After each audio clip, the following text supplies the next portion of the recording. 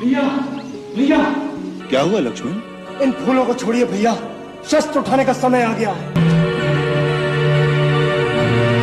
आज मैं उसे जीता नहीं छोड़ूंगा। क्या बात है लक्ष्मण, कौन आ गया? आपका चहेता भरत। क्या भरत आया है? कहाँ है? अयोध्या का राजा भरत अपनी चतुरंगी सेना के साथ चित्रकूट आ रहा है। अपनी सूर्य पताकाएं लहरा रही थी। इसका अर्थ है वो अपनी पूरी शक्ति के साथ आक्रमण करने आ रहा है। आक्रमण किस पर?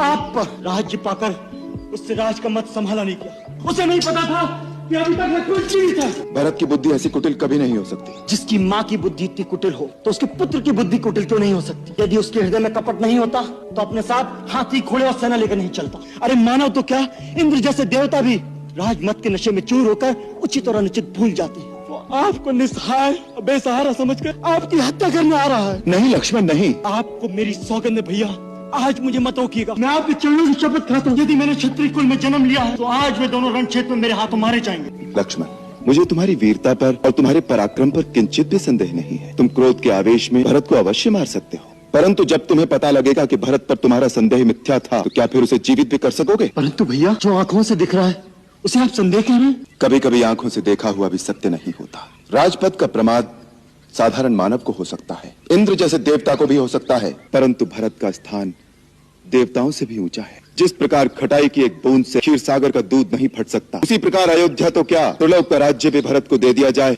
तो भी उसे राजमत नहीं हो सकता। परंतु यदि भरत के मन में पाप हुआ तो, यदि उसने प्रहार किया तो उसी को प्रहार करने दो। वो हमारा राजा है, हम अपने राजा के सामने शस्त्र नहीं उठाएंगे। भैया भैया, मैं आपकी शरण में आ गया हूँ। भैया आपकी शरण में आ गया हूँ। भरत,